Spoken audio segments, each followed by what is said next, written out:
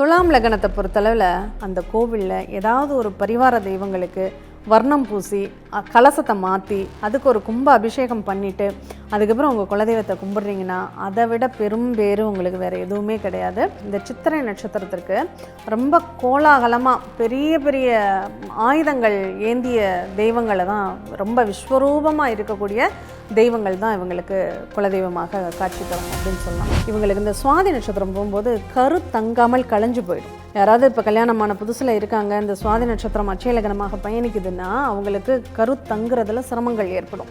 இவங்க என்ன பண்ணலாம்னா இந்த பெரியாட்சியை வழிபாடு பண்ணலாம். இந்த பெரியாட்சிக்கு ஸ்பெசிஃபிக்காக அவங்களுக்கு என்ன படையல் வைக்கணுமோ அதை வச்சு இளநீ 2 வெட்டி வச்சு அவங்கள வழிபாடு பண்ணுறாங்கன்னா இந்த கரு களையிற பிரச்சனை அப்படிங்கிறது அவங்களுக்கு சரியாக போயிடும்.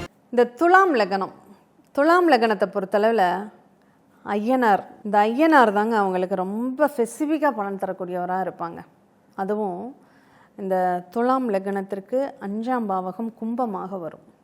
இந்த கும்பம் அப்படிங்கிறது இந்த ஐயனார் கோவில் கும்பாபிஷேகம் எங்கே நடந்தாலும் கட்டாயம் நீங்கள் அது உங்கள் குலதெய்வமாக இருந்தாலோ இல்லைனாலும் இந்த கும்பாபிஷேக நிகழ்வில் நீங்கள் கலந்துக்கும் போது கண்டிப்பாக உங்கள் குலதெய்வத்தினுடைய அனுகிரகம் உங்களுக்கு தேடி வந்து கிடைக்கும் அப்படின்னு சொல்லலாம். ஏன்னா மற்ற லக்னங்களுக்கு இல்லாத ஒரு சிறப்பு குலதெய்வ கோவில் கும்பாபிஷேக நிகழ்வுகளில் கலந்துக்கிறதன் மூலமாக பலனடையக்கூடிய லக்னங்களில் இந்த துலாம் லக்னம் முதன்மையானது அப்படின்னு சொல்லலாம். நீங்கள் குலதெய்வ கோயிலுக்கு பல வருஷமாக போகாமல் இருங்க, 12 வருஷத்துக்கு ஒரு தடவை அந்த கும்பாபிஷேகத்தில் மட்டும் நீங்கள் போய் கலந்துக்கிட்டிங்கன்னா கூட போதும், உங்களுக்கு ஆட்டோமேட்டிக்காக குலதெய்வத்தினுடைய அனுகிரகம் உங்களுக்கு கிடைக்கும் அப்படின்னு சொல்லலாம். ஏன்னா முதல்ல நீங்கள் பண்ண வேண்டியது அந்த கோவிலில் ஏதாவது ஒரு பரிவார தெய்வங்களுக்கு வர்ணம் பூசி கலசத்தை மாற்றி அதுக்கு ஒரு கும்ப அபிஷேகம் பண்ணிவிட்டு அதுக்கப்புறம் உங்கள் குலதெய்வத்தை கும்பிட்றீங்கன்னா அதை விட பெரும் பேர் உங்களுக்கு வேறு எதுவுமே கிடையாது. அது இந்த துலாம் லக்னத்துக்கு மட்டும் ஒரு கிஃப்ட்டு அப்படின்னு தான் சொல்லணும். ஏன்னா அந்த கும்பமாகவே வர்றதுனால தான் உங்களை கும்ப கலசம் கும்பாபிஷேகம் செஞ்சு வழிபாடு பண்ணுங்க அப்படின்னு சொல்லியிருக்கோம். இதில் ஸ்பெசிஃபிக்காக சித்திரை நட்சத்திரம் இருக்குதுன்னு வச்சுக்கோங்களேன். இந்த சித்திரை நட்சத்திரத்திற்கு ரொம்ப கோலாகலமாக பெரிய பெரிய ஆயுதங்கள் ஏந்திய தெய்வங்களை தான், ரொம்ப விஸ்வரூபமாக இருக்கக்கூடிய தெய்வங்கள் தான் இவங்களுக்கு குலதெய்வமாக காட்சி தரும் அப்படின்னு சொல்லலாம். இதில் சுவாதி நட்சத்திரத்துக்குன்னு ஸ்பெசிஃபிக்காக இவங்க பண்ணணும் அப்படின்னா அந்த பெரிய வீரன் பெரிய கருப்பு அப்படிங்கிற மாதிரி பெரியங்கிற பேர் அதில் வரணும். அந்த பெரியங்கிற பேர் வந்ததுன்னா அந்த சுவாதி நட்சத்திரத்துக்கான தெய்வம் குலதெய்வத்தினுடைய அனுகிரகத்தை தரக்கூடிய ஒரு தெய்வமாக அந்த பெரிய அப்படிங்கிற அந்த வார்த்தை அவங்களுக்கு சப்போர்ட் பண்ணும் அப்படின்னு சொல்லலாம். அப்போது அந்த பெரியனார் பெரிய ஐயனார் பெரிய கருப்பன் இந்த மாதிரி பேரில் உள்ள தெய்வங்களை இது பெண் தெய்வமாக எடுத்துக்கிட்டிங்கன்னா பெரியாட்சி. இந்த பெரியாட்சியும் சுவாதி நட்சத்திரத்துக்கு ரொம்ப சிறப்பான ஒரு வழிபாட்டுக்குரிய தெய்வம். சரி, இந்த சுவாதி நட்சத்திரம் ஸ்பெசிஃபிக்காக எப்பெல்லாம் அந்த குலதெய்வத்தின் மேலே ரொம்ப ஈடுபாடோடு இருப்பாங்கன்னா இவங்களுக்கு இந்த சுவாதி நட்சத்திரம் போகும்போது கரு தங்காமல் களைஞ்சு போயிடும். யாராவது இப்போ கல்யாணமான புதுசில் இருக்காங்க, இந்த சுவாதி நட்சத்திரம் அட்சய லக்னமாக பயணிக்குதுன்னா அவங்களுக்கு கரு தங்குறதுல சிரமங்கள் ஏற்படும். ஏன்னா 5ஆம் பாவம் அங்கே பலவீனமாக இருக்குது, ராகு அவங்களுக்கு நல்லா இல்லை அப்படின்னா அவங்களுக்கு இந்த பிரச்சனைகள் வரும். இவங்க என்ன பண்ணலான்னா இந்த பெரியாட்சியை வழிபாடு பண்ணலாம். இந்த பெரியாட்சிக்கு ஸ்பெசிஃபிக்காக அவங்களுக்கு என்ன படையல் வைக்கணுமோ அதை வச்சு இளநீ 2 வெட்டி வச்சு அவங்கள வழிபாடு பண்ணுறாங்கன்னா இந்த கரு களையிற பிரச்சனை அப்படிங்கிறது அவங்களுக்கு சரியாக போயிடும். இந்த மாதிரி இந்த ராகுவுடைய நட்சத்திரத்துக்கு அந்த குலதெய்வத்தை பெரியாட்சியாக வழிபடுவது அவங்களுக்கு ரொம்ப சிறப்பாக இருக்கும். அதே போல் விசாக நட்சத்திரம் இருக்குன்னு வச்சுக்கோங்களேன். உங்கள் குலதெய்வம் இப்போ என்னென்னு தெரியல, நீங்கள் குலதெய்வத்தை கும்பிடணும், என்ன பண்ணணும்? விசாக நட்சத்திரத்துக்கு ஒரே ஒரு வேல் வாங்கிட்டு வந்து வீட்டில் வச்சு விடிய காலையில் 4:30 to 6:30 தீபம் ஏற்றி முருகனை பிரார்த்தனை பண்ணிவிட்டு எங்கள் குலதெய்வத்தை காமிச்சு கொடுன்னு வேண்டிக்கோங்க. 48 நாளில் உங்கள் குலதெய்வம் என்னன்னு உங்கள் காதுக்கு அந்த செய்திகள் வரும். கண்டிப்பாக அது உங்களுக்கு பலன் தரக்கூடியதாக இருக்கும். அதை பயன்படுத்திக்கோங்க, உங்களுக்கு நல்ல மாற்றங்கள் அப்படிங்கிறது நிச்சயமாக கிடைக்கும். ஏன்னா அந்த பெரியாட்சின்னு சொல்லும்போது ஒரு சுவாரஸ்யமான ஒரு சம்பவம் எனக்கு ஞாபகம் வருது. இந்த சுவாதி நட்சத்திரம் போகும்போது ஒருத்தருக்கு 5 குழந்தைகள் கருவில் உருவாகி கலைஞ்சு போச்சு, அவங்களுக்கு தங்கவே இல்லை. அப்போ தான் நம்மக்கிட்ட ஜாதகம் பார்க்க வர்றாங்க, இந்த மாதிரியே ஒரு நிகழ்வு நடந்துட்டுருக்குன்னு. அவங்க குலதெய்வம் கோயிலில் பெரியாச்சி இருக்கானே கேட்டோம். ஏன்னா ராகுனாவே அங்கே பெரியாச்சி கருப்பு ஆடை அணிஞ்சு அந்த மாலையெல்லாம் குடலை மாலையாக போட்ட இதில் கையில் மடியில் குழந்தை இருக்கும், அந்த மாதிரி ஒரு கோலத்தில் தான் பெரியாச்சி இருப்பாங்க. அப்போ அவங்க இருக்காங்களான்னு கேட்டப்போ இருக்காங்கன்னு சொன்னோம். முதல்ல அவங்களுக்கு ஒரு பூஜையை போட்டு அவங்களுக்கு வேண்டிய படையலை வைங்க, வச்சுட்டு பிரார்த்தனை பண்ணிக்கோங்க, கண்டிப்பாக குழந்தை தங்கும் அப்படின்னு சொல்லியிருந்தோம். அதே மாதிரி அவங்க அதை பண்ணாங்க. அடுத்த 6 மாதத்தில் அவங்களுக்கு கன்சீவ் ஆகிட்டாங்க. அப்படி அந்த குழந்தை தங்கி அந்த குழந்தை நல்ல விதமாகவே பிறந்தது. முதல்ல அவங்க அந்த குலதெய்வம் கோயிலில் பெரியாச்சியை பிரார்த்தனை பண்ணிட்டு தான் முதல் முடியே அவங்க எடுக்கிறாங்க. அந்த மாதிரி ஒரு அதிசயங்கள்லாம் அந்த கிராம தெய்வங்கள்னு நம்ம சொல்கிறோம். சிறு தெய்வங்கள் தான் பெரிய பலன்களை, கடுகு சிறுத்தாலும் காரம் குறையாதுன்னு சொல்லுவாங்க. அந்த மாதிரி சின்ன தெய்வமாக இருக்கிறதா நமக்கு பெரிய பலன்களை எல்லாம் தரக்கூடிய வலிமை பெற்று இருக்கக்கூடியதாக இருக்குது. அதனால் கண்டிப்பாக அதை வழிபாடு பண்ணுங்கள், கண்டிப்பாக நல்லதே நடக்கும். இந்த குலதெய்வ வழிபாடு யாரெல்லாம் பண்ணலாம், என்ன தேவைகளுக்காகலாம் பண்ணலாம், இந்த குலதெய்வத்தினுடைய முக்கியத்துவம் என்ன அப்படிங்கிறத நம்ம முதல்ல தெரிஞ்சுக்கணுன்னா, நம்மளுடைய குலம் காக்கக்கூடிய தெய்வம் முதன்மையானது குலதெய்வம் தான். நம்ம முன்னோர்களுடைய ஆத்மாக்கள்லாம் எங்கே போய் ஐக்கியமாயிருக்கும்னா குலதெய்வ கோயிலில் தான் ஐக்கியமாயிருக்கும் அப்படின்னு சொல்லுவாங்க. அதனால தான் குலதெய்வத்திற்கு படையல் போடும்போது அந்த முன்னோர்களையும் அழைச்சி அவங்களுக்கும் சேர்த்து படையல் போட்டு அங்கே எல்லாரும் உறவுகளை கூடி படையல் போடுற வழக்கம் அப்படிங்கிறது குலதெய்வ கோயிலில் தான் இருக்குது. மற்ற கோயிலுக்கெல்லாம் எங்கே நம்ம வேணும்னா நம்ம போயிட்டு வந்துக்கலாம். ஆனால் குலதெய்வ கோயிலுக்கு மட்டும் என்ன சொல்கிறாங்க, ஊர் கூடி ஒன்று சேர்ந்து சொந்த பந்தமெல்லாம் அங்காளி பங்காளியெல்லாம் சேர்ந்து போய் குலதெய்வத்தை வழிபடணும், அப்போ தான் குலதெய்வத்தினுடைய அனுகிரகம் கிடைக்கும். அப்படிங்கிறப்போ அது என்னென்னா, ஒரு வீட்டில் ஒரு தாய் தந்தையருக்கு ஒரு 10 பிள்ளைகள் இருந்தால் அந்த 10 பிள்ளைகளும் சேர்ந்து, அது ஒரு குழந்தை என்ன தான் ஸ்பெசிஃபிக்காக கவனிச்சாலும் 10 பிள்ளைங்களும் நம்மளை கவனிக்கணும் அப்படிங்கிற ஒரு எண்ணம் அந்த தாய் தந்தையருக்கு இருக்கும். அதே மாதிரி தான் குலதெய்வத்திற்கும் எல்லாரும் நம்மளை பார்க்கணும், நம்ம பிள்ளைங்க எல்லாரும் வரணும் அப்படிங்கிற ஒரு எண்ணம், எதிர்பார்ப்புகள் இருக்கும். அதனால தான் எல்லாருமே போய் ஒரு மனதாக கூட்டு வழிபாடுக்குன்னு வைப்ரேஷன் ரொம்ப அதிகம். அந்த குலதெய்வத்தை வழிபடும்போது நமக்கு எல்லா விதத்திலும் நன்மைகள் கிடைக்கும்.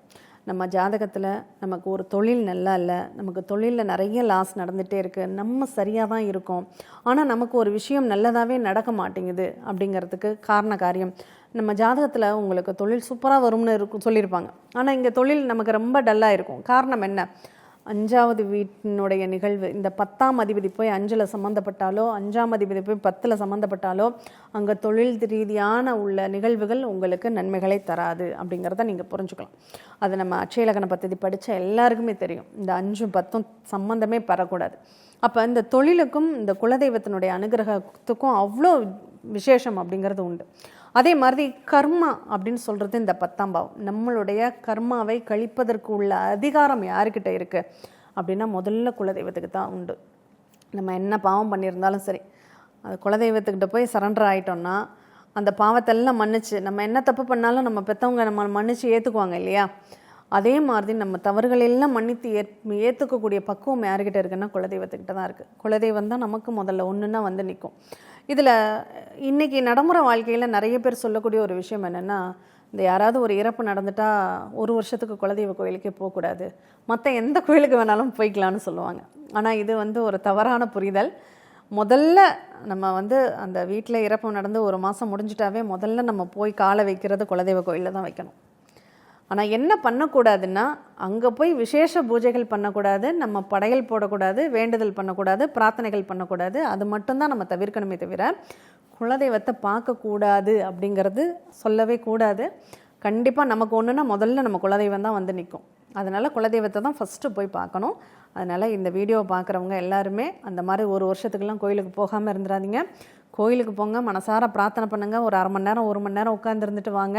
அங்கே போய் நான் கிடா வெட்டுறேன், கோழி நறுக்கிறேன், பொங்கல் வைக்கிறேன், பூஜை பண்ணுறேன் அப்படின்னு சொல்லி அதை மட்டும் பண்ணிட வேண்டாம். அதை மட்டும் தவிர்த்தாலே போதும். மற்றபடி குலதெய்வம் கோயிலுக்கு தாராளமாக நீங்கள் போகலாம் அப்படிங்கிறத வச்சுக்கோங்க.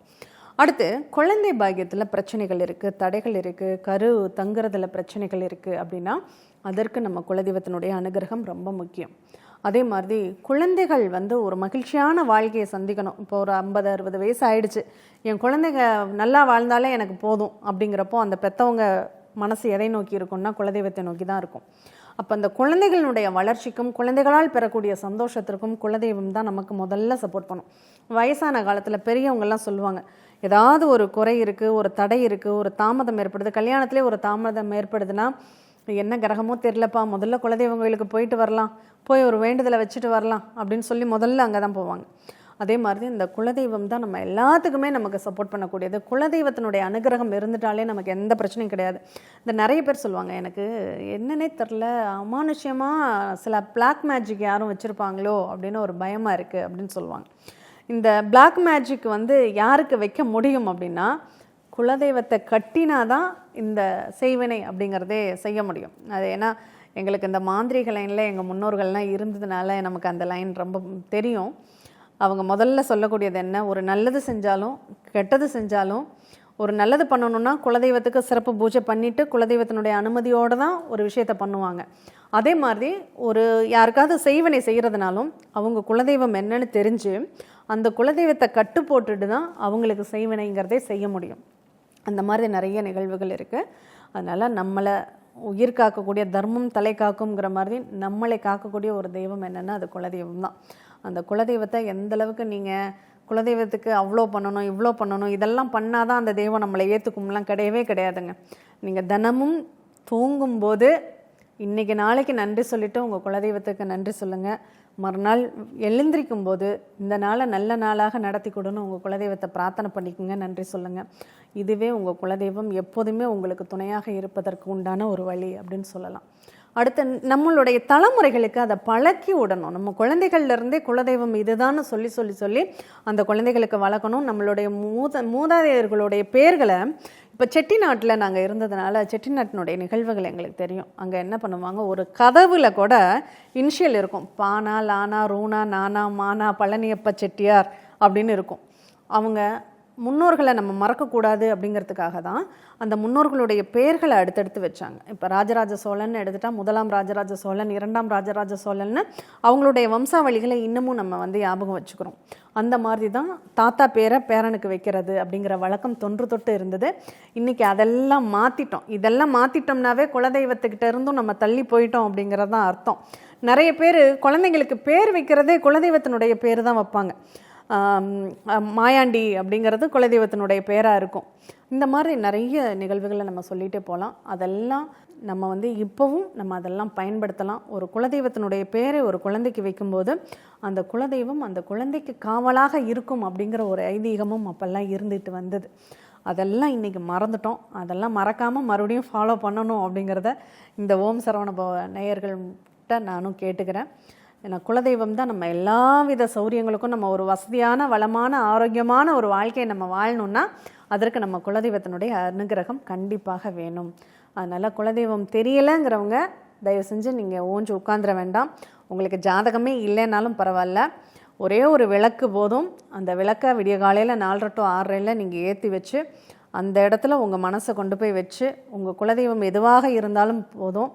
அது ஒரு பெண், உங்களுக்கு ஒரு ஆண் தெய்வத்தை பிடிக்குமா ஒரு ஆண் தெய்வத்தை நீங்கள் பிரார்த்தனை பண்ணுங்கள், இல்லை பெண் தெய்வத்தை பிடிக்கும்னா பெண் தெய்வத்தை பிரார்த்தனை பண்ணிக்கோங்க. அந்த குலதெய்வத்தை மனசில் நினச்சி எதுவாக இருந்தாலும் உங்களுக்கு தெரியாது. என்னுடைய அப்பா அம்மா யாருன்னு எனக்கு தெரியாமல் இருக்கலாம், ஆனால் நான் தான் பிள்ளைங்கிறது அவங்களுக்கு தெரியாமல் இருக்காது இல்லையா? அந்த மாதிரி அவங்களுக்கு தெரியும் நம்ம பிள்ளைகள்னு. அந்த தெய்வம் எங்கே இருந்தாலும் நமக்கு ஓடி வந்து உதவி செய்யும். இந்த வழிபாட்டை கண்டிப்பாக பண்ணுங்கள், நல்லதே நடக்கும்.